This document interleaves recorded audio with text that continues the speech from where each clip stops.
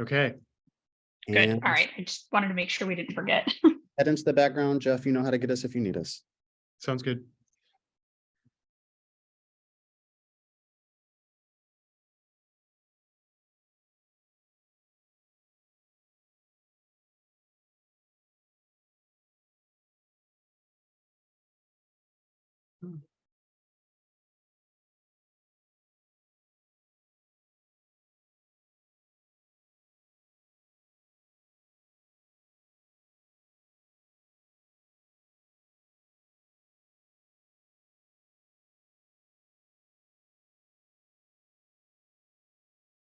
And Yo.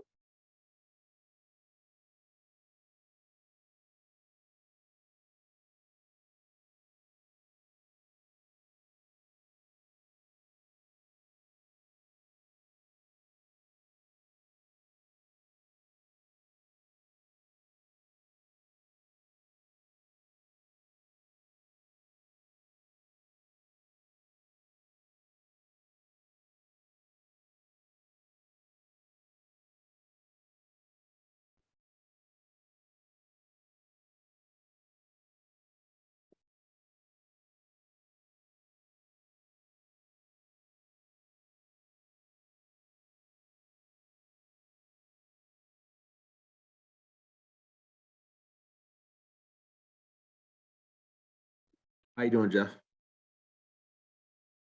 I'm doing well. I am hopefully flying to New York tomorrow, assuming that my flight does not get canceled because everything is covered in a half-inch of ice. Oh, is it for work or are you just going to like? It's Michigan spring break, which is bizarrely early. Oh, really? It's spring break off. Jesus Christ. When is the semester over? April 19th. Is it always this early? Do you Say know? April 19th, the semester's over? That's right. Week 7 of the semester. We've been going since like New Year's Day, basically. Yeah. They call it the winter semester. So there's a full summer thing then? I don't know. It's a weird separation. They do have a spring summer quarter, but it's mashed together. It's a oddly. quarter. It's a quarter system. Yes. No, not officially. It's a semester system. No, it's a. No, we're on semesters. We just have, It's a mystery. right? Quarters Everything are, I've read and been told says quarter. But anyway, this could be.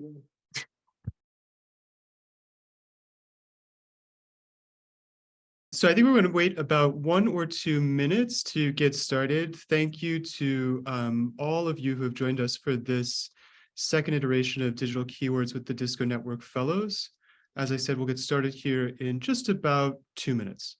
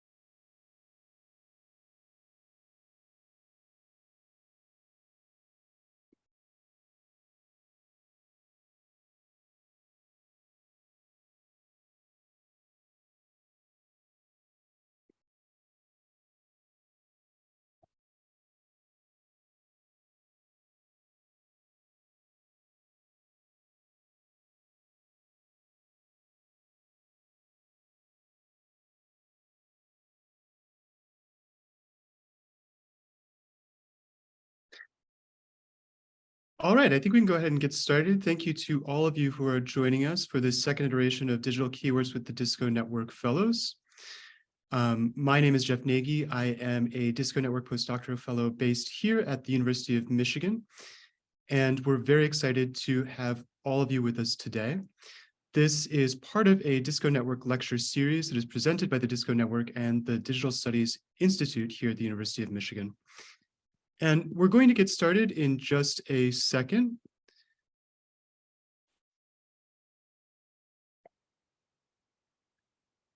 So here are just a few guidelines to please follow as we progress through today's event. So the first is that if you have any access or technology-related concern or question, please send a Q&A message to Evan Hoy.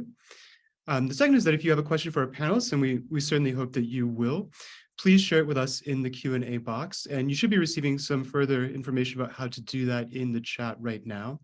And we will turn to those questions as time allows at the end of this event. And finally, this is a closed session, so we do ask that you respect our panelists' privacy by not recording or live tweeting anything that you are about to see or hear.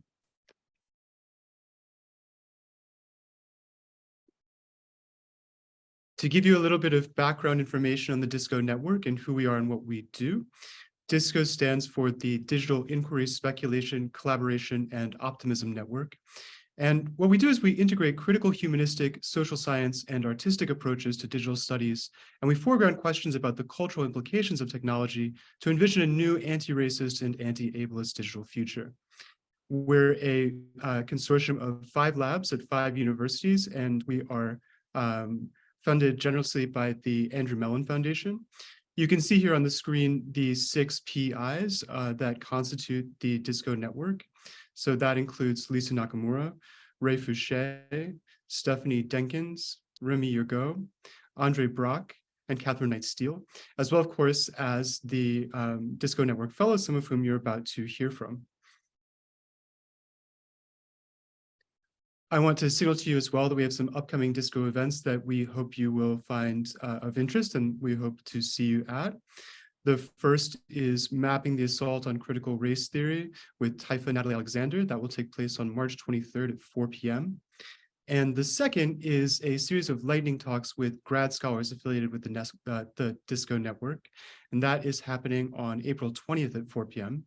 And you can find more information about all of these events on our website at disconetwork.org/disco-events. We also invite those of you who are attending right now to get involved with the Disco Network. We have a couple ways that you can do that. Anyone who wishes to receive our newsletter can sign up to be a Disco Network member. And you also receive invitations to public events such as our Summer Institute and learn about opportunities to participate in our research collective, as well as our working groups and projects. And if you're interested in being more deeply involved in Disco's mission, we also are accepting applications for people to become Disco research affiliates. And you can find out more information about both of these for further involvement on our website at disconetwork.org/become-a-member.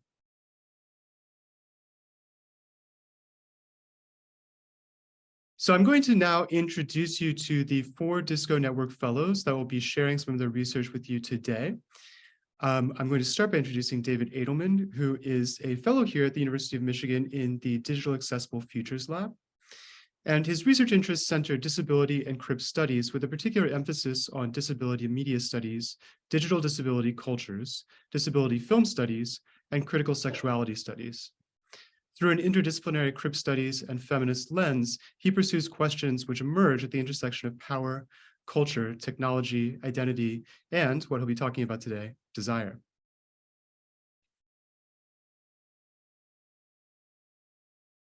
Next up is Aaron Dial, who earned his PhD from North Carolina State University in the Communication, Rhetoric, and Digital Media program, where his expertise is in materialist and digital media studies, digital humanities, Black studies, and cultural studies of technology and race. These areas of expertise inform his research and teaching interests, which broadly sketched are effective labor, popular culture, urban spaces and temporal flows, and the nexus between sports and science and technology. He is currently a postdoctoral fellow at the Humanities and Technoscience Lab at Purdue University. Lida Zeitlin-Wu is the Michigan Hub Curriculum Development Fellow, and she is a scholar of screen-based media and visual culture whose research focuses on the commodification and quantification of sensory experience under global techno-capitalism. Her current book project, Seeing by Numbers, traces how color systems, diagrams, and models that attempt to encompass the full range of human color vision came to play a key role in engineering perception over the course of the 20th century. She's currently a postdoctoral research fellow here at the University of Michigan, and she's focused here on building out DISCO's curriculum goals. Finally, Coleman Collins, the fellow at the Future History Studio at Stonybrook University, is an interdisciplinary artist and writer who explores the ways that small iterative processes can have outsized effects over time. His work often identifies technological developments and relationships of debt and obligation as the modes through which these processes are enacted. He lives in New York, where he is currently serving as the inaugural Disco Network Artist in Residence at Stonybrook's Future History Studio.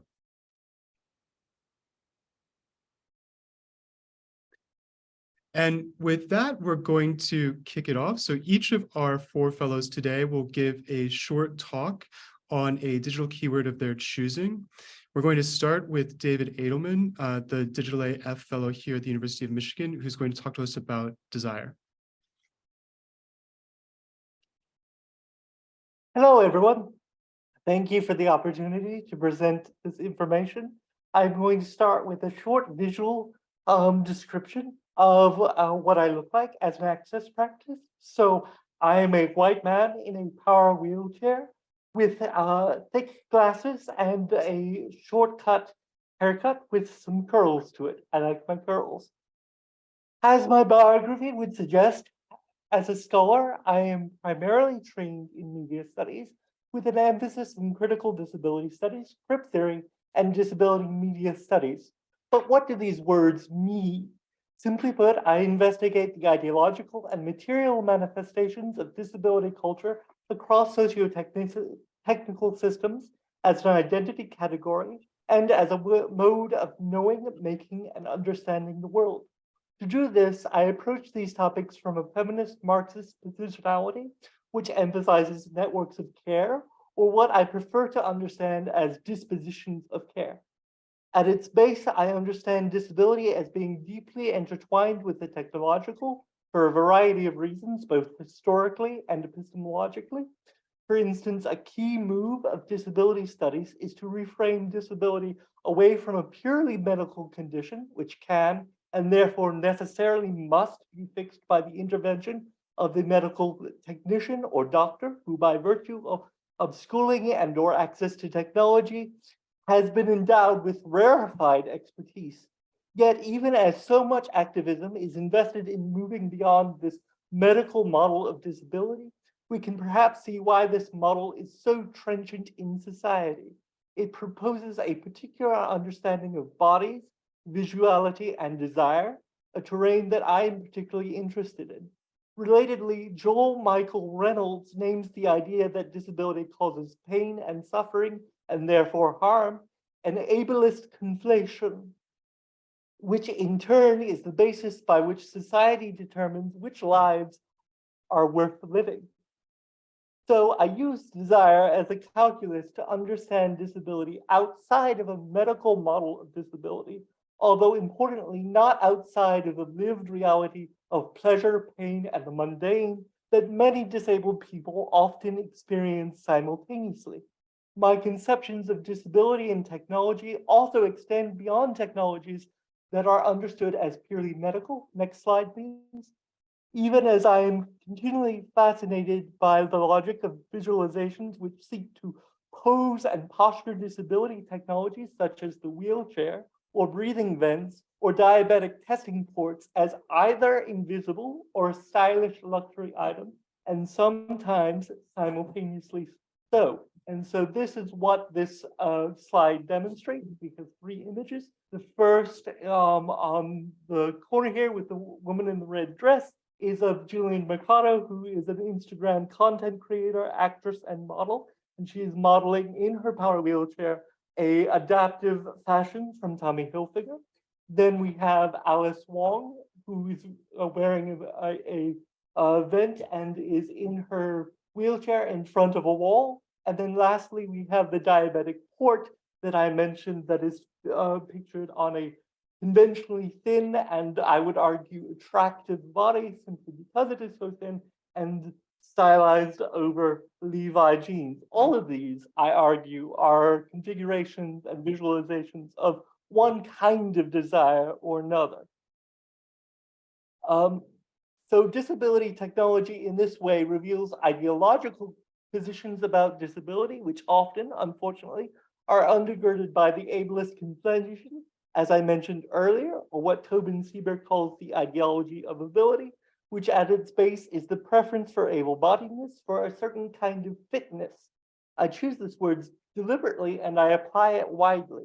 Fitness in this moment refers simultaneously to the perceived healthiness of any given body or lack thereof, but also refers to the individual's capacity rather to fit into society. As a disability studies scholar, then, I am preoccupied with our notions of the normal, where they come from, how they operate in society, and how they might be resisted. As one might imagine, these series of questions have importance outside of medical technology to the infrastructures that undergird our representational tools and the technological flows that support networked media. Importantly, however, I am just as interested in conceptions of desire as well as normality. In reconfiguring disability as desirable, one is doing more than making the claim that a disabled life is worth living. I am also compelled by the reality that for many people, disabled bodies are also desirable bodies in a very materially grounded, sensual conception of desire. Simply put, that disability is sexy. Next slide, please. So what we see in this slide is a screenshot from the Netflix television show Special, which is all about an exploration of a fictional exploration of a gay man with cerebral palsy. And on this slide, we see two individuals engaging in penetrative sex. They're both male. One is disabled, although perhaps that is not as readily apparent. But the idea here is that this is one primary example of the ways in which popular culture, in particular in the past 2 years, has been particularly invested in visualizing and making creative decisions about identitarian populations such as disability and queer bodies in particular. But fundamentally, as we look at this screen and this image, it causes me to remember that desire produces sensation in bodies, whether in this moment, as the moment of sex, when we have penetration, or when we're looking at the movie screen as moviegoers and television watchers. As Amber Jamila Musa writes, sensations are simultaneously the condition of existing in a body and the tools we have for making sense of the world. In recent years, in disability studies, there have been what I would term a phenomenological turn, an increased desire to understand the inextricable relationship between the social and by proxy the technological, and what we might variously understand as the corporeal, biological, physiological, or embodied experience of disabled individuals. Importantly, many of the ways in which we experience or understand disability are also deeply situated within the flows and networks of technological infrastructure. Thus, I am interested in the ways in which disability is visualized on screens and across networked media, as I have shown here. And in particular, I want to close out with some musings on the internet. Katie Ellis and Gerald Goggins suggested that the internet is a particularly simultaneous moment or platform that holds great potential for disabled individuals across personal, political, and technological definitions of empowerment, while also acknowledging that for many disabled people, the internet is not naturally accessible.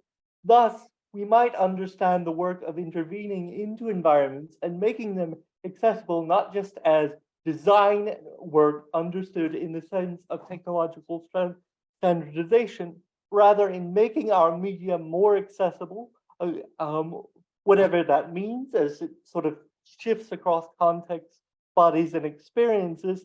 The work of making access is also world building. And I want to thank you once again for this opportunity to talk, and I look forward to our conversation later.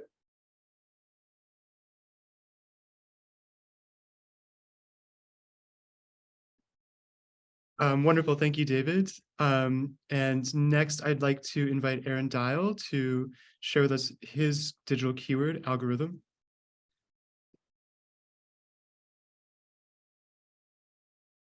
Jeff, give me 1 second to pull my screen up. And go to slideshow view. Okay. Okay. Hello, everyone. As Jeff said in that gracious introduction, my name is Aaron Dial. I'm at the Purdue University's Humanities and Techno Science Lab. The title of this talk is Algorithm, and my keyword is algorithms. This work is building on what myself and my research partner, Margaret Baker, who couldn't be here today, and DJ Charlie Mack, who also cannot be here today, is building on the work we did and we presented at AOIR. So I just want to honor them and say that this project is wouldn't be possible without their help and assistance. Groove, a track or channel on a record where the stylus reads to produce sound vibrations. The pleasurable, temporal, and technically mediated aesthetics of being in time, an interplay of ephemeral sound and material apparatus, the politics of insiders and outsiders. Folks live and die in the shadows of the groove, how race and technology construct and reconstruct each other, the joy of dance, the work of routine, the memory fallacy and death of history, a burial in systems and institutions, algorithmic or otherwise. Is being human still a prerequisite for being an artist? Here I open with a question that isn't my own.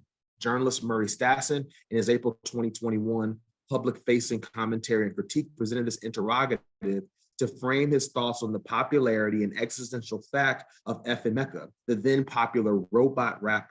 For me, though, F.N. Mecca and Stassen's question, while indeed an entry point for this talk, directs my thinking not just on the peculiar singularity of F.N. Mecca's existence, but a collision of past and futures where both the debris and explosion exposes the construct of Blackness as prime and original deposit for capitalist extraction. That is, the enduring and elastic wonder and spectacle of Blackness produce threads for which we can bring together through a minefield of continuity and rupture, emphasizing a web-like assemblage of tangents over a singular string of linearity, a material narrative of Black bodies, voices, sounds, and technologies whose endless and often banal assumption forms the brutal mise-en-scene where no one is untouched by the living fiction of race. Fiction here does not suggest any imaginariness adhered to the concept of race or the personal and systemic experiences there within its construct.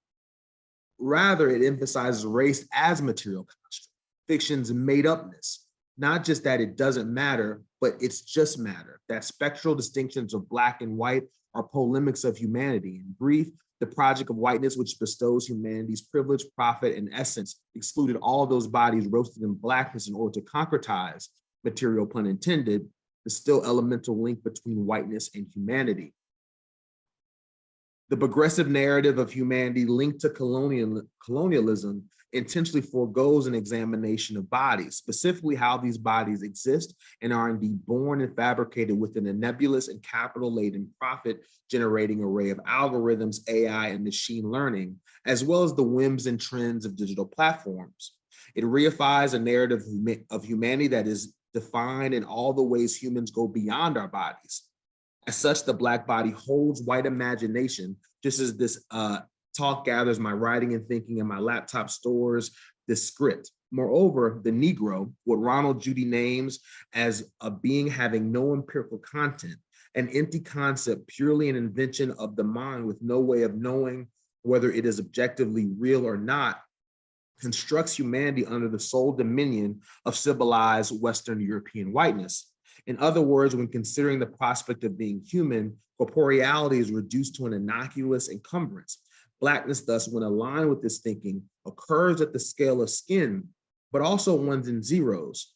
Through this, humanity matters as a quality of being characterized by tenderness, kindness, compassion, and most relevant to our discussions, aliveness or animatedness, which subsumes bodies, all bodies, into a colonial project where the world is made white. The backing company behind the creation of FM Mecca is Factory New, which was led by Anthony Martini, a music executive and Brandon Lee, a video game artist, before it dissolved in August 2022. On the creation of Mecca, Martini says, not to get all philosophical, how many artists are just vessels for commercial endeavors? Think about it. The virtual likeness of an artist, it doesn't get old, it doesn't get angry, it doesn't argue with you. His comments, which I imagine were stated in that unmistakable timbre of techbo arrogance, make no effort to hide the real innovation behind FM Mecca, not as artists, but as technology, bondage. FM Mecca is a deepfake where the artifice isn't the presentation of reality or authentic personhood, but Blackness is being a singular mechanism for the absenting of personhood. To quote Neda Antanosovsky and Kalindi Bora, it is implicitly anti-racist because it is human-free. Better put, the objectivity of it all is the point, that Blackness can or should be extracted to prop up profit concern, links it to the dehumanizing notions of science and mathematics. Think eugenics and physiognomics, but in place of measuring skulls is hit records and infectious danceable song construction. At stake here is undoubtedly freedom, the freedoms of corporation to extract without fear of human consequence, to find a never-ending, always ready, willing, and able docile surrogate for labor, to push aside, maybe forever, the annoying prospect of talent acquisition and retention. For Martini, humanity represents the exploitative and cumbersome levers of labor and modernity. Who wants to pay workers when building them is possible? Moreover, to him, the music industry's future and who can access humanity's privileges there within balances on race as a fulcrum. Furthermore, FM Mecca, specifically in Factory New, Martini and Lee, and the music industries more generally cast a long shadow, redacting the humanity of Black people art makers. They see, like other industries, the existence of Blackness as being a mathematical ingredient easily targeted and imitated. In other words, generations of musical practice and art is shrunk to the infinitesimal and infinite scale of algorithms. The consequence of this is a future where Black music blooms, just without, Black people.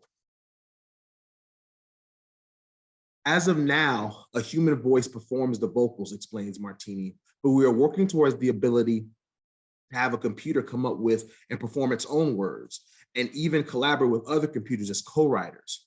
Moreover, their neon pixelated future, pulsing with 808s and diminishing snares and track music, contemplates a music reality where the ontology of Black voices represents an acousmatic fiction where the voice's inability to be truly unique yields the unlimited possibility of profit. As Nina's son Edensheim argues, race as thought to be heard in vocal timbre has no essential origin, that even when assembling zeros and ones, listeners and corporations continue to produce and reify notions of racialized vocal timbre. The figure of sound then is a symbolic concept that travels with those who are invested in vocal stereotypes. Essentially, more than any singular artist living, virtual or something in between, Factory New's innovation goes beyond FM Mecca. Their hopes were to build and ultimately monetize a library of vocal fonts inked emphatically Black. Scratch, to break or mark the surface, to dig, scrape, or tear out or off, to erase, eliminate, cancel, or strike out. A DJ technique of moving a record or controller back and forth, producing unique sound effects known as scratching. To interrupt, the groove forms the possibility of the scratch, while the scratch unearths the impossibility of the groove. Canon maker and time binder, defining the inherent digitality of the DJ, always on some new shit, always researching, always crate digging, and always networked. Now that we've established a contextual framing of the damning potential of Black music's algorithmic extraction, we can turn our attention to how our algorithms ruptures the status quo of digital bondage. It presents a rupture or scratch that challenges, reverses, and sometimes stops, if only for a moment, the seemingly inevitable weight the scales of capitalism places on the Black body. The scratch is an interruption. It represents the blended ephemerality and materiality of potential. What was once noise and undecipherable mangling of operation is now the thesis of genre, style, and consumption. Also in centering the apparatus of music, everything from phonograph to turntable to streaming platform, the scratch through its immediacy establishes once again the link between sound and source. For Black folks and culture, it troubles and rehumanizes in the face of much dehumanization. I might add the joint between technology and humanity. Better put, the scratch humanizes Blackness through the technological disruption, through technological disruption as practice. The scratch is also an assemblage. It establishes humanity through a network of material technologies and digital platforms. It rings silent without turntables, crossfaders, microphones, songs, wires, mixers, computers, speakers, and headphones. Therefore, as McKittrick states, Black is sound is a way of being Black, and being Black is an orally aesthetic way of life. Here, the interplay of impulse and tradition, of the momentary and timeless is essential. Swift, agile fingers pirouette along vinyl grooves and always fly, brush the dirt off your shoulders, transgression, and revolt against empire's geometric perimeter and untold revolution. Tradition is a vital element in culture, but it has little to do with the persistence of old forms.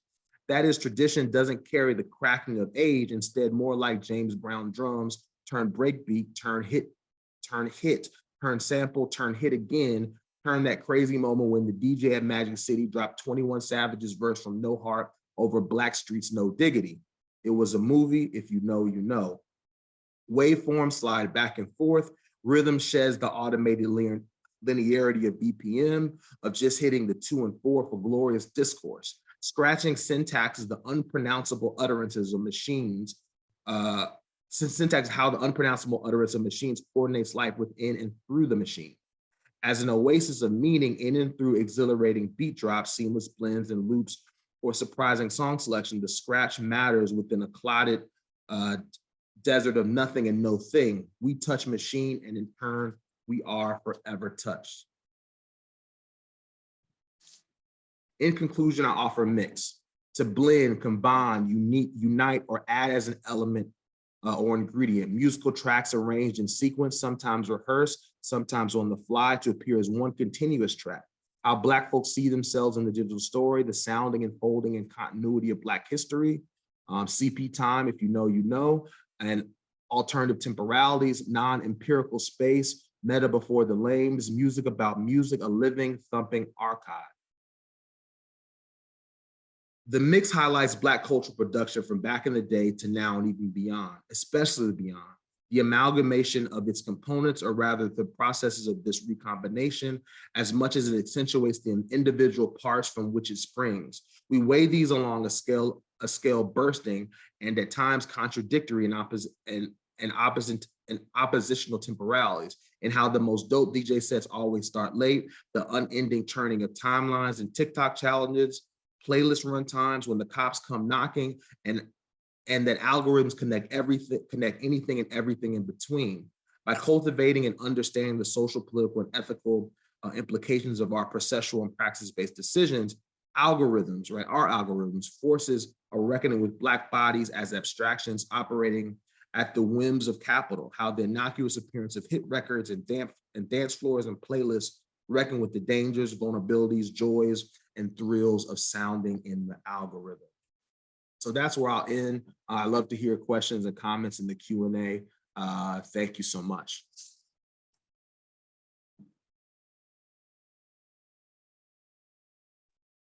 Thank you, Aaron. And this is a good moment to remind everyone in the audience that you do not have to wait until the end to ask a question. If you have a question now in your head, you can use the Q&A function to pop it in there, and we will get to them as soon as the talks conclude. On that, next up is Lida Zeitlin-Wu on color.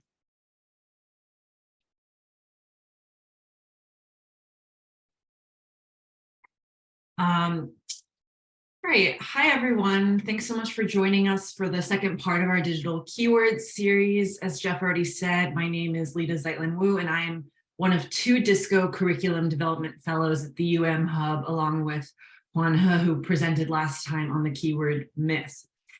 So as you probably know from the various materials promoting this event, my keyword is color. And taken out of context, and since I don't assume that anyone here is familiar with my work, I imagine that one question that crossed your mind was, will she be talking about color as in race, or color as in the abstract color you'd encounter in a painting or on a digital interface? And although this question is a completely reasonable one, its phrasing, whether intentionally or not, actually creates a binary between 2 different conceptions of color, one in which the word describes an abstract sensory property, and another in which it refers to a culturally constructed measure of racial difference. And we see the ways that these 2 categories really are not mutually exclusive in terms of words like colorism, right? That kind of expose that. So the reality is that there's really no such thing as so-called abstract color, which would imagine a world in which it's somehow possible to divorce technology from its socio-political context. And when it comes to standardized color in particular, it turns out that color models like grids have historically been uniquely suited to maintaining hierarchies of racial oppression, and I'll return to this. So today I'd like to use this double valence of color to introduce you to the way I've approached this topic in my own work, as well as what this reframing of color as both race and technology has to offer critical digital studies. My book project, Seeing by Numbers, The Long History of Digital Color, tells the story of how something as seemingly individualized and ephemeral as color came to be so closely linked to numerical exactitude and standardization. From 19th century paint charts to Pantone's Color of the Year, I trace how modern color standards, with their built-in cultural biases and technical constraints, have come to shape our digital present, and in turn, how color has repeatedly been instrumentalized in the service of corporate capitalism and white supremacy. Today, I'd like to walk you through one configuration of standardized color that has been particularly intertwined with questions of institutional control and racial oppression, and that is the color grid or color chart. The commercial color chart, which is a matrix configuration consisting of columns and rows of color swatches on a neutral background, and I'll return shortly to this question of white as neutral, emerged as the primary mode of organizing color at the turn of the century. And here what you're looking at is the standard color card of America, which was first created in 1915, mostly for use in the textile industry.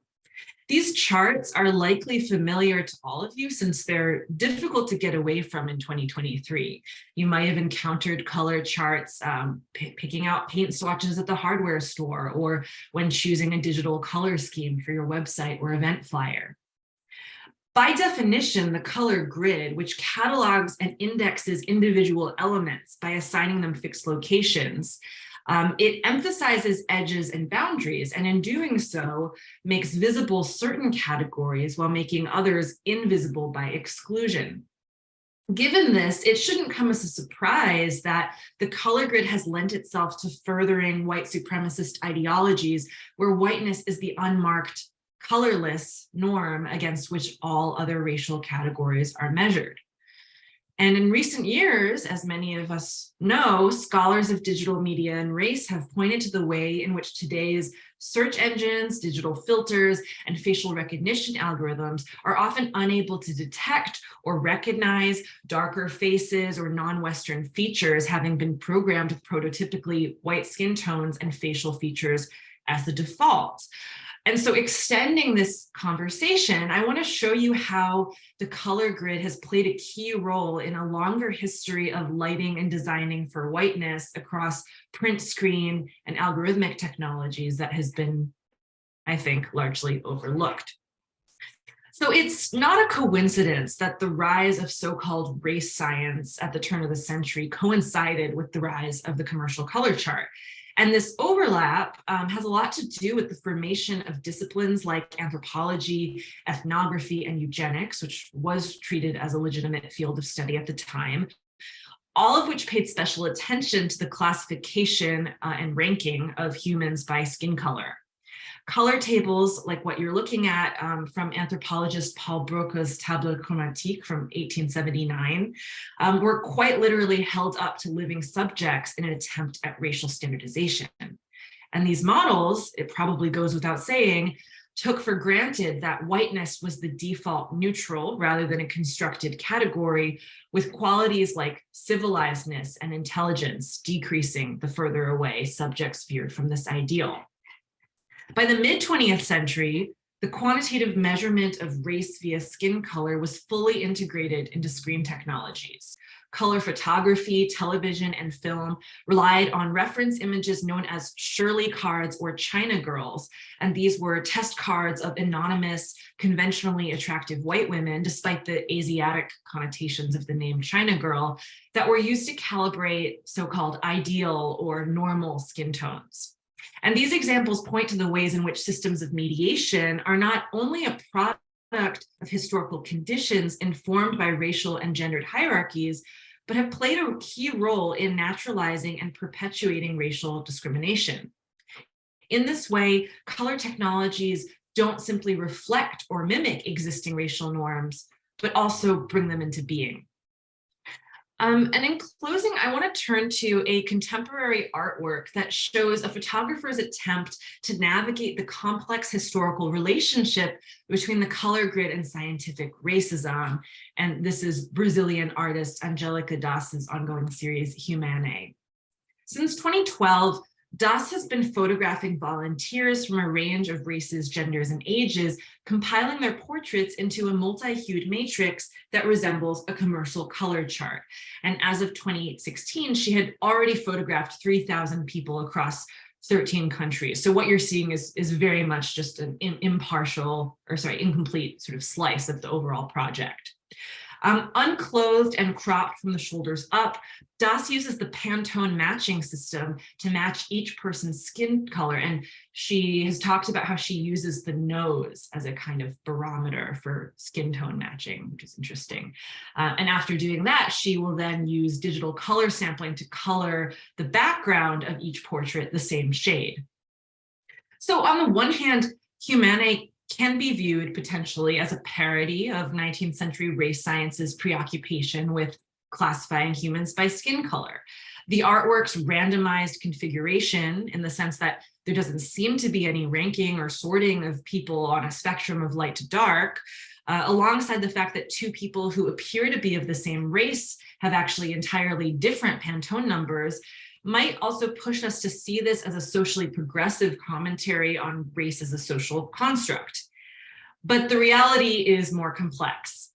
Notably, the project connects Pantone with its supposedly neutral and unbiased numerical standards to the celebration of racial difference and the flattening of hierarchical models. And one critic has even applauded Das's use of Pantone as a, quote, safe medium that exists outside of the socio-political context of race. However, if you look closely at the image on the screen, you might notice that all the Pantone labels consist of a string of numbers and a dash followed by the letter C. If you look a little more closely, you might start to notice a pattern, which is that the darker the skin tone, the higher the number. The lightest skin tone we see here is 39-9C. That would be the person who is in the second row, the second from the left. And the darkest appears to be 322-1C, and that would be the person who is in the first row, second from the left. So then you might ask yourself, what is 000C, which would seem to be the kind of baseline, right? Well, surprise, it's white. You might say pure white. So however much the grid is scrambled, then whiteness remains the baseline against which all other skin colors are measured. And not only that, this 0-degree whiteness, as we might call it, is a genetic impossibility, with the exception of maybe albinism. It's a whiteness that not even the whitest white person can achieve. So in its ironically colorblind celebration of diversity and multiculturalism, humanity's reliance on the decidedly not neutral Pantone matching system actually re-legitimizes the racial science of classifying humans by skin color. So what's at stake here is that the impulse to view color standards as safe or neutral tools risks perpetuating a long history of racist practices. Systemic inequality is baked into the very infrastructures of our digital screens, and these infrastructures need reimagining. Only then can we mobilize color as a force for social change. Thank you very much, and I look forward to hearing your questions. Thank you, Lida. And up next and last of the four, we have Coleman Collins on debt. And then after that, as Lida just mentioned, we will open it up to questions from the audience. And so, Coleman, I will let you take it away. Hi. I'm let's see. Cool. I'm gonna talk about a few things that I've been thinking about and try to see how they connect. I maybe shared some work in the past about inheritance, and I'm thinking about inheritance and debt and obligation and how they kind of might intersect.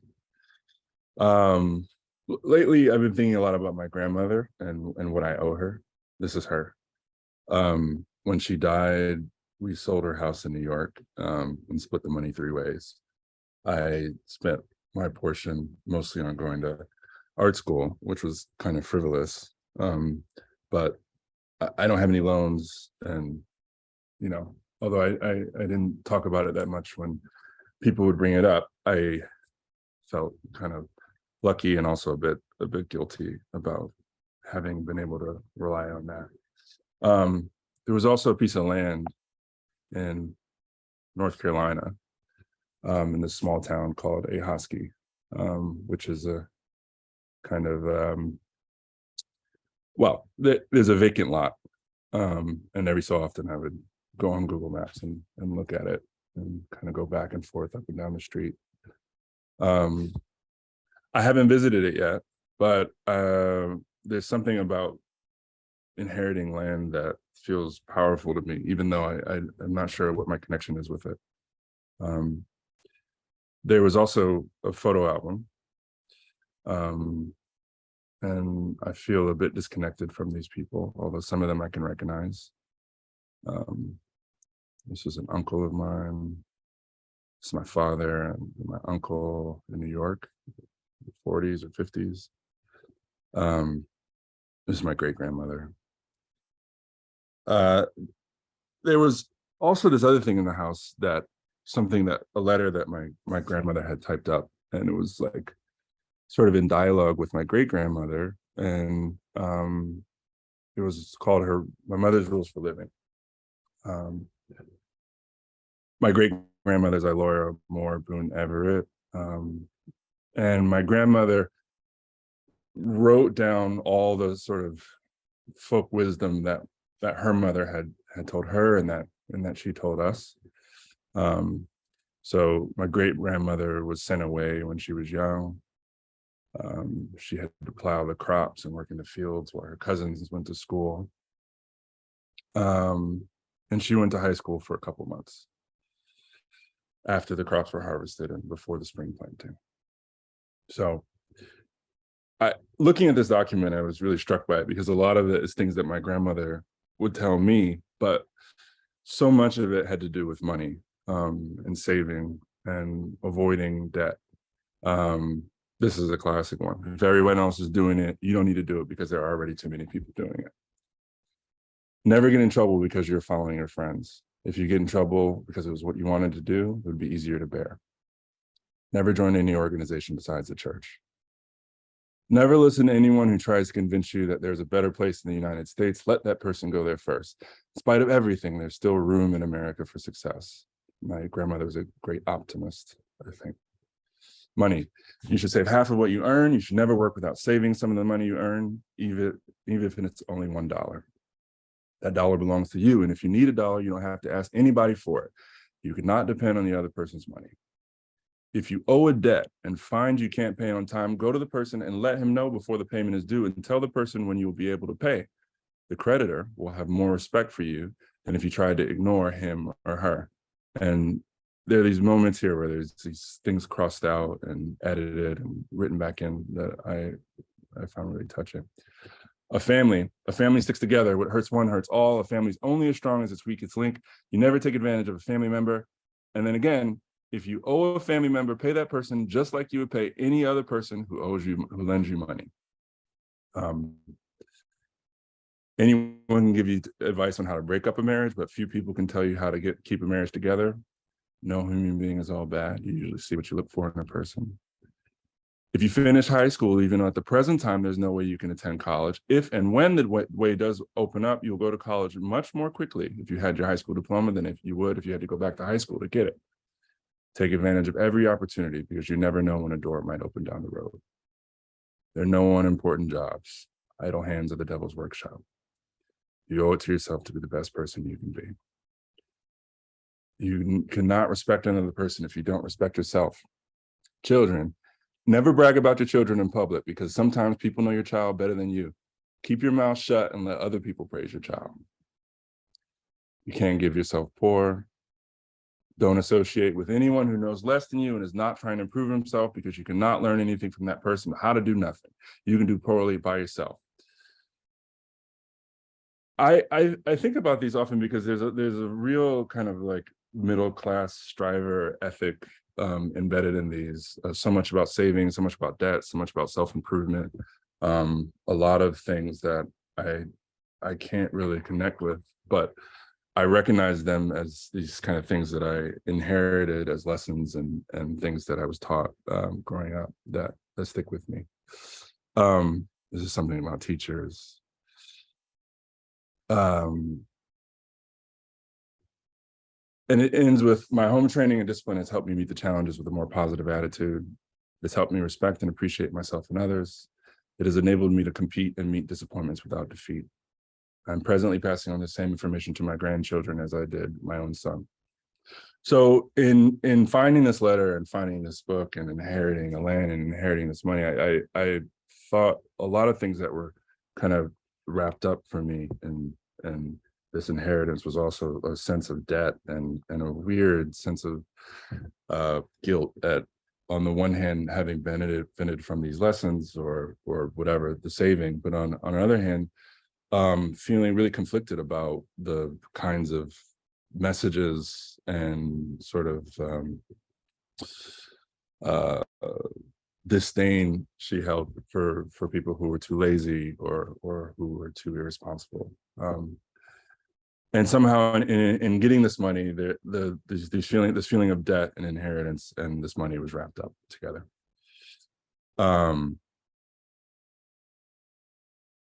She talks about her mother passing, and she vowed to be nicer to the living.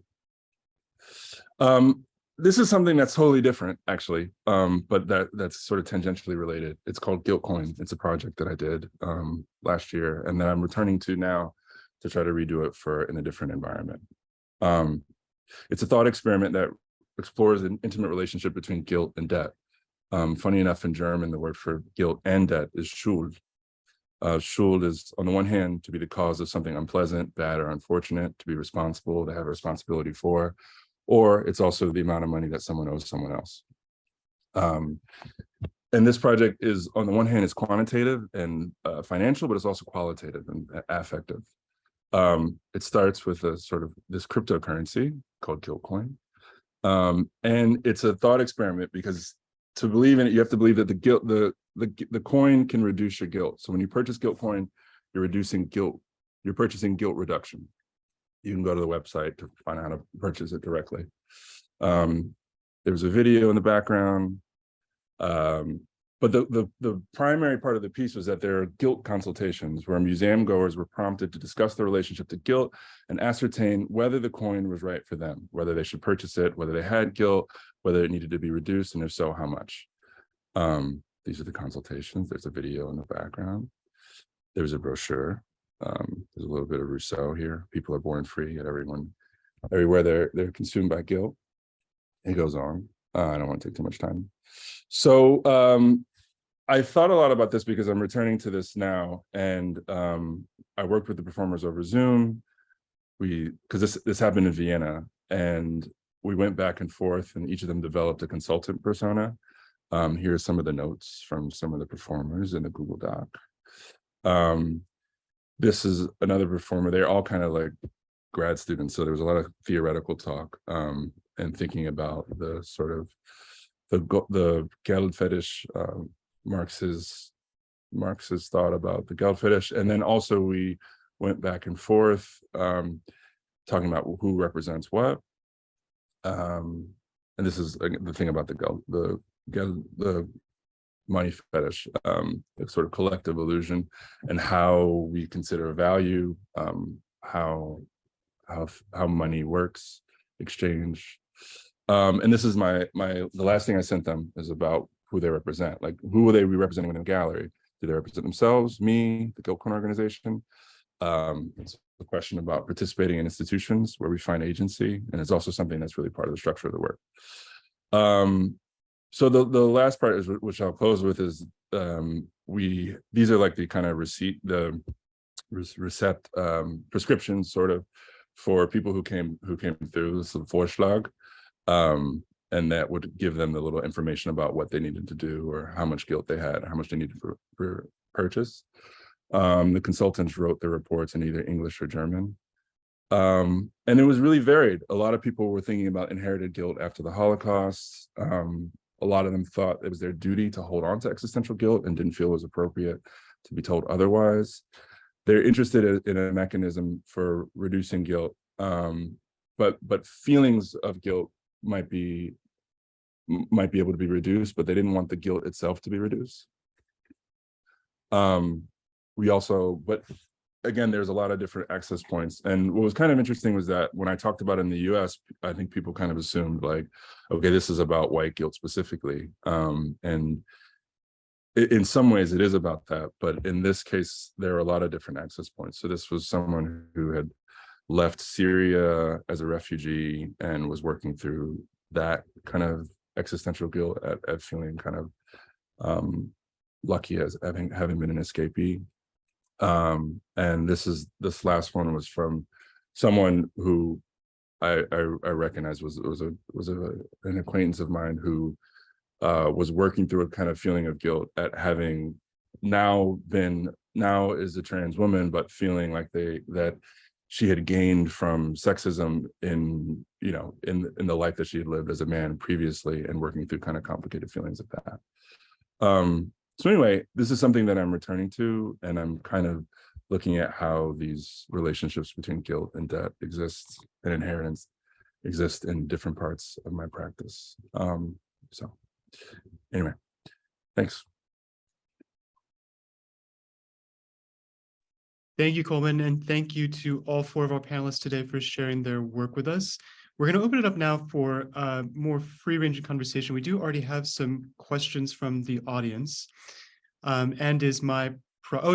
Kristen reminds everyone in the chat, you can continue to add questions. We will continue taking them for as long as we have time for discussion today. We have a question. The first one that came in is for David. I might add a little bit to it, as is my prerogative as host, since it's something I'm also interested in, but I think it's a question that relates not just to David's work, but to perhaps everyone's here. So the question that came in from the audience is about how you, David, imagine the word desire and how it connects to a related word, perhaps, pleasure, and its corollary, displeasure. And my twist on this, I suppose, is that you used a phrase that stuck in my head immediately, that you were, well, I'm looking back at my notes, just to make sure I get this right. You're interested in desire as a calculus. And I was very curious about this idea of desire as a calculus, and especially since, as a once and perhaps always math nerds, calculus is about the infinitesimal, right? It's about the accumulation of tiny changes. And maybe I was thinking about that too in relation to the kinds of very slight gradations in color that appear in Lida's work, or in relation to the spectral aspects of bodies that appear in Aaron's work, the way that Blackness is abstracted and extracted and becomes a sort of spectral commodity. And two, in relation to Coleman's work, this idea of the infinitesimal as being part of these iterative small processes that somehow flip the switch between quantitative and qualitative change, whether they manifest in guilt or in debt or in inheritance. So that's my broadening out of it. David, do you want to take the question as written? Oh, certainly. I mean, so it is a rich question, and I will also attempt to address your addendum. Jeff, the degree to which I do successfully, I will leave up to you and to our audience. But so the reason that I am particularly interested in desire is because the notion of desirable disability is specifically linked to activist movements that have appeared online over the last 20 or so years around disability, and particularly around the kinds of people who have traditionally identified as disabled and the affordances of that. And so that was a very intentional choice on my part, and also the question of pleasure. Desire and pleasure are related. The problem with when you sort of think about pleasure is that much of the historical literature that is rooted in a discourse of pleasure is rooted in psychoanalytic theory, right? So it is a means of both recognizing that as a possible genealogy, but also reconfiguring and reimagining our relationship to these terms, particularly as it is taken up for political action and for world change. At the same time, this questionnaire is very astute in the sense that I do not see pleasure or displeasure or desire and undesire or the undesirable as antithetical to one another. Rather, it is based on context and situation. And so what is incredibly important to remember here is that desire is essentially subjective, right? We can make objective declarations about what is good desire versus what is bad desire, and there are there's some validity to that, but in general, it is incredibly hard to articulate the notion definitively that this desire is good and this desire is bad, because there is a tension here. There is a reckoning that we have to make with the fact that we are all human beings with complex thoughts and desires. And so this is sort of, I was trying to gesture towards in my presentation, the notion of the turn towards affect and phenomenology, and really trying to find ways to communicate the subjective in a way that gets to the nitty-gritty but doesn't overly generalize. And so then to quickly add on, this question of calculus is very much, for me, I'm thinking about it diagrammatically, which is to say that I often think in terms of circles and in terms of the relationships between concepts, which are very rarely linear. And so it's a short work or short sort of signal to my reader and to my audience that I am thinking about the interconnectedness of a thing, because calculus, as I understand it, is related to geometry, which is related to all of the sort of mathematical regressions in nature. So it's a way to think about relationships in more complex ways. Hopefully I didn't take up too much time with that response, but very astute. When you just now said diagram, I, for a second, didn't understand it in terms of like visual representation of things. I thought you're speaking of the sort of like Foucauldian Deleuzian diagram, which maybe was part of where my question was coming from. This idea that, you know, all of you have chosen to talk about things that in one way are very embodied, and sort of situated materially in a particular time and place, and that's an important part of the kind of epistemology that you all are in your different ways leveraging. But I think all of you are also pointing at something spectral, I suppose, and that's maybe why I got excited about this idea of desire as a calculus, as situating itself at the level of the infinitesimal, at the level of this sort of like the spectral side of concepts or bodies that have their weird third foot in the virtual or something like that. But now I've switched fully over into theory speak, so I'm going to stop talking and let one of you either ignore my prompt or take it up. And if you choose to ignore, we do have another question in the Q&A, so we can move on to that if you prefer.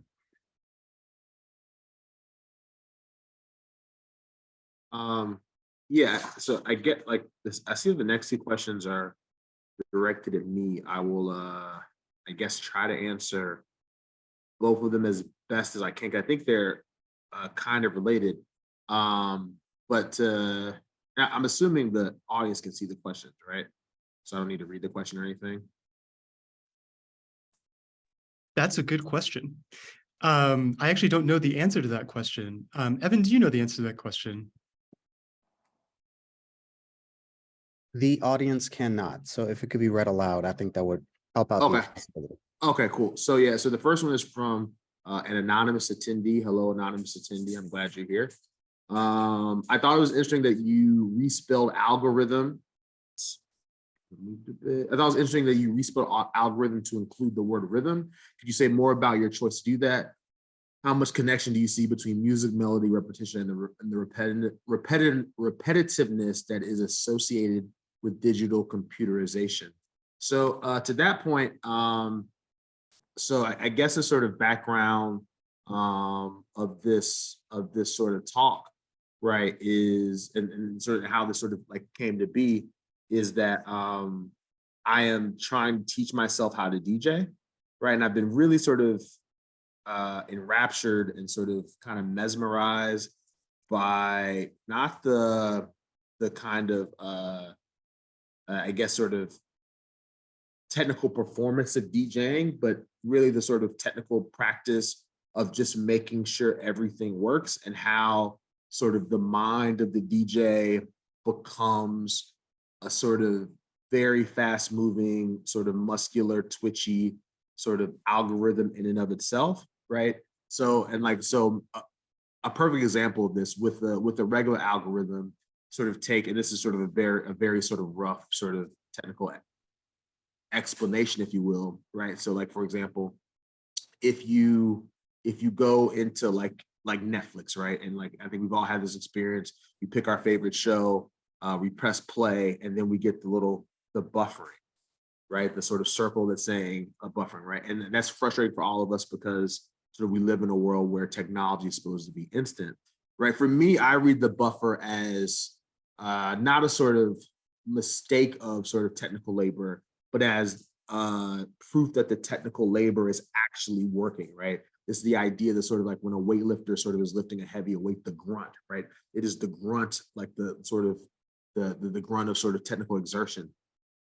With DJing, right, you don't really see that, especially when it's really, really good, right? Like you don't see the mistakes. You can't sort of compute the mistakes amid the sort of sleight of hand of sort of cool music and cool technical effects.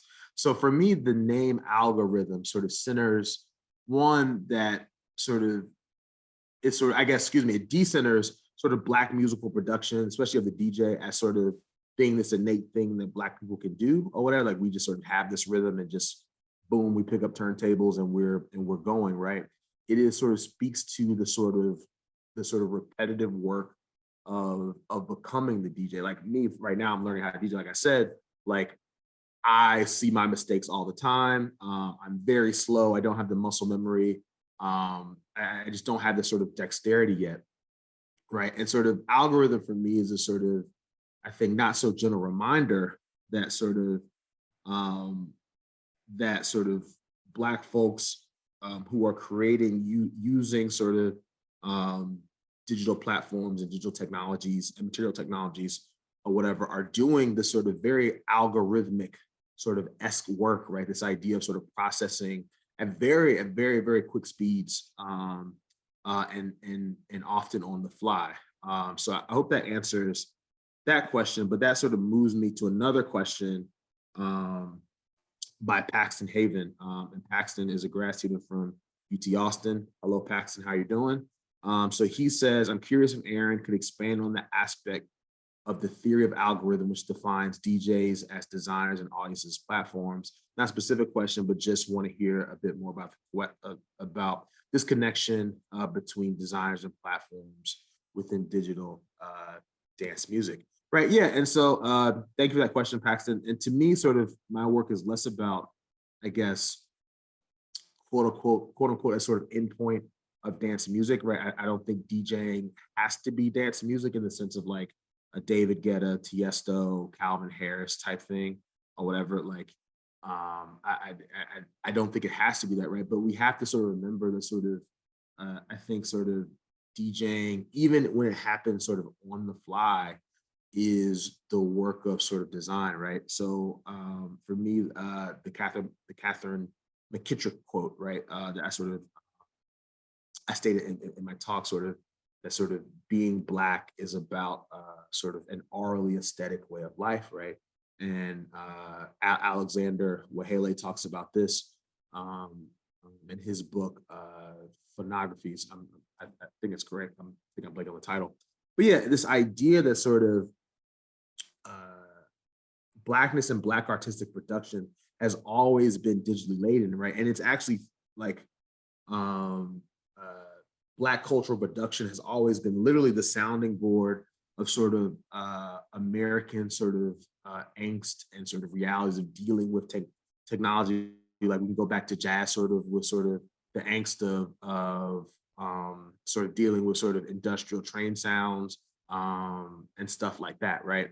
So this idea that sort of DJs are designers sort of speaks to this sort of idea that sort of DJs, again, aren't doing this sort of by themselves, but using other platforms, right? The platform is not about sort of one technology, it's about how technologies interface, right? There are scores of technologies that the DJ sort of wields to use to implement the sounds that we all know and love, right? And this idea of sort of audiences, platforms, right, is that sort of we tend to think of the sort of DJ as this sort of black box, if you will, which I think maybe is a clever sort of turn of phrase, I don't know. But the audience is also a sort of part of this, right? The DJ is reading the audience in real time. Like DJs will tell you, like some songs hit, some songs don't, some songs work for certain audiences, some songs don't work for other audiences, right? Right. And understanding that choice and being able to move on the fly and also being able to sort of tell a sort of a story with music, right? But to be able to get an audience to a certain point, right? So you can build the reaction that you want. So the DJ is the agent, not sort of totally being reactive to the audience. I think it sort of is about that. I hope that answers Paxton and the other person's question.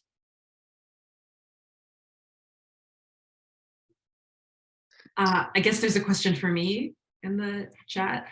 So anonymous attendee says, question for Lida.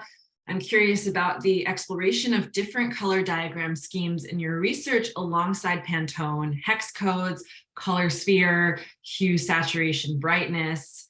How do these factor into your thinking about new baselines / non-baselines / construction of baseline? Wow, I could probably talk about this for days and try to find a way to like answer this concisely, but this is like precisely what I'm interested in exploring in my work. Like my book project really focuses on these different kinds of diagrams and color standards as a way of thinking through color as a technology that's been instrumentalized in the service of corporate capitalism and so on. And so one of the chapters like does actually really look at when did we start seeing all these charts. It used to be the case in like the 1700s and earlier that color wheels were a much more prevalent way of thinking about color and visualizing it. It didn't mean that there were no color grids, but it's very much kind of shifting paradigms. And so one of the things that I'm doing throughout the project is basically tracing a kind of longer genealogy of what we might tend to associate with digital color. So qualities that I discussed in my presentation, like modularity or numerical representation, kind of the discrete categorizing logic of the grid. I'm basically trying to show that actually these are not necessarily unique to what we think of as digital or computational technology today, but can actually be traced back much further. So even though we see all these rivaling corporations who say, you know, I own this standard, like most recently, Pantone pulled their colors from Photoshop. So now if you try to use Pantone values in Photoshop, I think it just shows up as gray. So on the one hand, it's a question of kind of, you know, commodification and intellectual property, but it's also, I'm trying to argue, a kind of shifting way in seeing the world at large. The idea that when we see color nowadays, there's kind of an understanding that red isn't really specific enough, right? It has to be a specific kind of red. And so there's actually a way in which color systems like the Munsell color system, which was first created in the early 20th century, were later adapted and are actually now still the basis of a lot of the screens that we use today. And there's like a whole history about that. But in terms of the kind of, we could just call them sort of rival ways of representing color, hex, you know, CMYK, HSV, and so on. I think one of the things that I find really useful to think about is, like, I think there's still a very prevalent understanding that digital technology should somehow be predictable and exacting, when in fact, there's so much room for error. I think as Erin was just talking about buffering.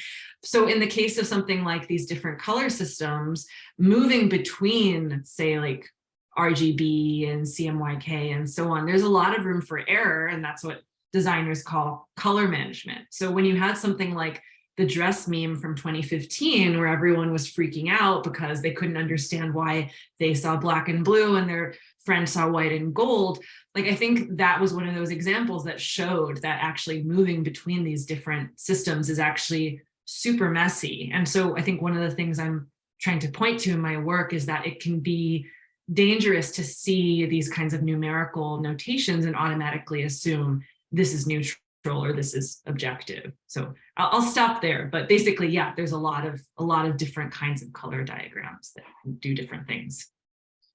There's a question in the Q&A for Coleman, which is about how he conceives of the distinction between guilt and debt in English and how that differs from the German Schuld. And I actually had a question for Coleman too, so maybe I'll add my question onto it. And it's a question that maybe ropes in some of David's work as well.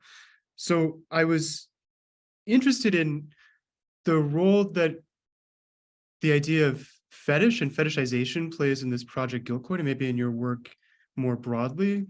So you're talking obviously about the money fetish, sort of social illusion of the value of money. But you know, in some of your other work, fetishes appear not just as a concept, but as a source of iconography. And I'm thinking too maybe about how guilt itself can become an object of fetishization. So you talked in a moment that I thought was quite interesting about people who did not want to lose their guilt. They thought it was inappropriate to absolve themselves of it through the purchase of Guiltcoin, right? So they held on to it. They saw that guilt, that sort of existential guilt, as itself in some way desirable. And maybe this is where I'm seeing a potential connection to David's thinking about disability as desirable, and to maybe something like the way that shame itself can be a sort of uniquely productive affect, at least if you think along the lines of someone like Eve Kosofsky Sedgwick. So that's, yeah, I'm just adding my 2 cents onto this question, but I'd be curious to hear your thoughts. Oh, sure. Yeah. And I see there's someone else who's mentioning David Graeber, which is cool because he was really influential for me. Well, I think that with regard to fetish, and maybe like a broader critique of artistic production that is always kind of operating for me, the question of how objects or entities gain value or retain value is really interesting, and the sort of social function of those things, and how those sorts of value judgments and hierarchies are ultimately social. The question about, I mean, the thing about shame is really interesting. I was reading a lot about, or in working on this project and returning to it, there's traditionally like different distinctions made between guilt and shame, with shame having a public function and guilt being a little bit more private and internal. And with regard to the question that's there, about the distinction between guilt and debt in English, I think that, Graeber would argue that there's like that the thing with Schuld in German is just a function of all monetary systems being more or less based on a conception of debt, and also like that is sort of inescapable. And he starts from different types of exchange and different like sort of informal systems of like record keeping and gift giving, and then progresses to this. I think that there's obviously a different, there's not quite, obviously there's a certain kind of moral register with regard to debt in the US. We talk about responsibility and people who live beyond their means, et cetera. It's not quite the same as it is in Germany. And I think like you can see that reflected in German bankruptcy laws, which are like extremely onerous. And, I think a lot about, I mean, in these works, I'm really thinking about it on a personal level, but I think it's also at the level of a nation state. The question of debt really comes into play. And if you like German attitudes towards Greece during the financial crisis about 10 years ago, there's I think a particularity to the German relationship to debt and the sense of moral culpability that's tied into it. But I also extend this to I also think that there are resonances when we think about sort of I mean, in the museum, right, like the restitution of objects from let's say the global South, when we think about like sort of post-colonial frameworks and the way that debt is either mobilized or kind of used as a wedge with like IMF or the World Bank, and the way that there are these debt traps for developing countries. But also like I think a lot about Haiti when I think about debt and the sort of restitution that was paid to France for, after the Haitian Revolution. So all of these things, I mean, I think there are different gradations and different ways that those terms and sort of moral sentiments get mobilized or entangled. But for me, they're really, really tied together. And that's both on a sort of personal level, at the level of the nation state, that's on a financial level, but that's also to do with history and kind of thinking about the way that guilt is always inherently entangled with both obligation and the possibility for reparation. So. Can I ask, I guess, Coleman, a question? It's a joint question because Ray asked a question at the bottom that's related to my question, but since he was already talking, is that okay? Okay. Coleman, so I guess I'll read Ray's question and ask my question for the folks in the audience. So Ray, that's Ray Von Fouché. He asked, Coleman, how does freedom work in the project, in particular the desire for financial freedom for Black folks? And sort of my question is about freedom too, and about debt. And sort of, I wonder if you could sort of pair that question with the other sort of polemic that sort of for the sort of top one of the 1%, right? Debt is actually sort of financial freedom, right? So how sort of like folks like Elon Musk, Zuckerberg, Gates, or whatever, right? Is that sort of like how they move, is that they sort of everything is through debt and loans, right? Because they just have so much money that sort of debt is actually, they are freed from the guilt and shame of having to pay back debt, right? Because they will always have enough. So I'm curious how you sort of think about sort of those sort of shifting sort of polemics of freedom around sort of like finance and debt, because I thought your stuff was super interesting. Yeah, I mean, I think yeah, that is like really particular, right? Like they always say that if you owe the bank $100, the bank owns you. If you owe the bank $100 million, then you own the bank, right? Because their sort of well-being is tied up with yours in a way. And I think that's a really interesting and important point about the way that debt because these people obviously don't take like labor income and they're getting everything through capital gains. They're living off of loans in order to forestall like taxes. I think freedom, when I think about my family and I think about the sort of conservative financial lessons that I kind of was brought up with, it's really tricky. I think on the one hand, I feel sort of indebted to the people who gave me those lessons, but I also kind of resent the necessity for those kind of tools of survival, let's say. And I think another thing that's really, I think, particular about this work is that, and I kind of alluded to it earlier, is that I think I want to also leave space for, like there's a certain version of this work that could be mostly about that could proceed with an assumption that the people who should be guilty or who experience guilt are sort of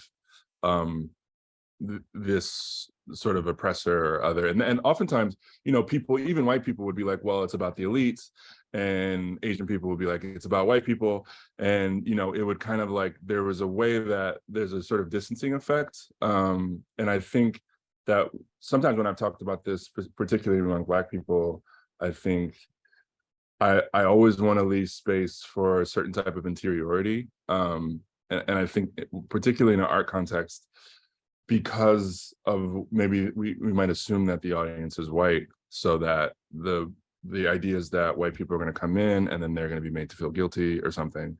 And that's like the point of the work. But because I don't think of that as my central audience, I'm always thinking about ways that Black people and other people who are let's say marginalized have these really rich interior lives with their own kind of things that they're working through, right? There's sort of complex kind of psychological feelings that people have, in addition to, or that might precede or exceed like feelings of oppression or like or struggle. So that is also something that I'm really interested in leaving the space for access, like a certain type of interiority and a decentering, which is not to say that the question of racialized guilt or like colonialism and those things aren't at play, but it's really important for me to think about, like, for people who like who they are when they're on their own and they're at home, and like, what are they thinking about, and and how does their kind of relationship with themselves exceed, and it precedes any encounter with whiteness, and it's something that is I think I want to kind of leave space for, and think about, in addition to kind of bringing in that critique. So I don't know if that answers all of that, but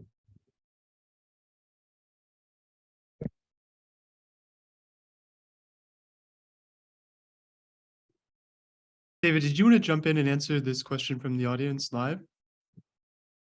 So, are we talking about the question from me? Yes. So we only have a certain amount of minutes left, but I will try to be concise. Concision, particularly for me, is a practice. I know one of the ways in which I experience desire and pleasure is by being verbal in particular ways. So I will reiterate. The question was about giving a concise definition of critical disability studies. And so for me, critical disability studies, it doesn't name any particular method, rather it names an orientation and a politics, right? So historically within disability studies, there has been a lot of issue and friction around the notion that disability studies doesn't mean white disability studies, with people like Chris Bell and others, Sami Schultz, Gina Kim, talking about the ways in which whiteness is often upheld as the only position from which to speak. And so critical disability studies seeks to address that by incorporating, to the extent that it can, intersectionality and the goals of disability justice, which is to say letting the most minoritized bodies speak and center those bodies and those experiences, while at the same time also emphasizing a person-oriented approach. And what that means can differ across scholars. Sometimes it's ethnographic, sometimes it's action-oriented participant research, sometimes it is, as in my case, close reading and textual analysis.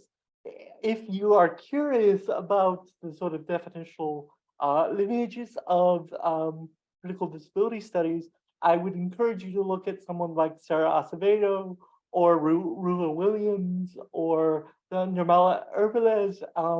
It is a very astute question because often that phrase, along with a lot of academic terms, gets turned around. But at a very basic level, critical disability studies is trying to incorporate intersectionality and disability justice, but of course that's always limited because we exist in a commodity, which is a corporation.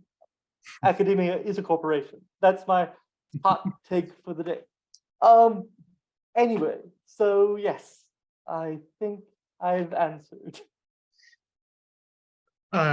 Well, we certainly can't end on academia as a corporation. Well, we can, but maybe we'll get in trouble with the University of Michigan here. But we do have time for maybe one more question, and there is one more question in the Q&A for Lida from Ray Fouché. Do you want to read it out or summarize it, and then? Sure, and I'll try my best to be, even though these are great questions and very could spend longer answering them, I'll try to be concise. So Ray says, Lida, in the context of color, so it's two related questions. The first is, in the context of color, do you see hue and shading, lighting and darkness, and their impact on the perception of color challenge our understandings of the nature of color?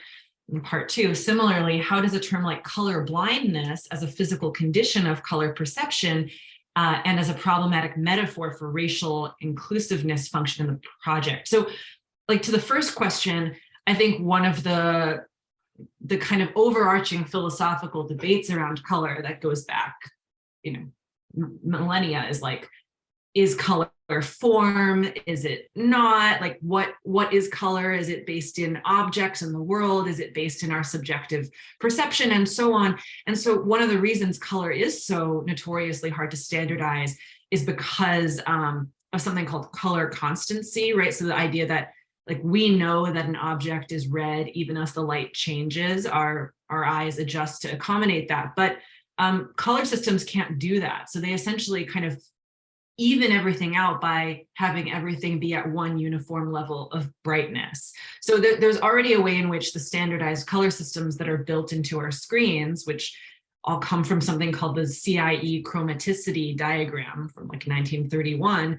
Chromaticity is supposedly an objective quality that separates color value from brightness. And that kind of raises this existential question, like, is that even still color if you can separate out these things? And what you're doing is essentially kind of denying the contingency that is associated with something like color. Colors fade, they change, and are kind of inseparable from light and external, like, environmental conditions, right?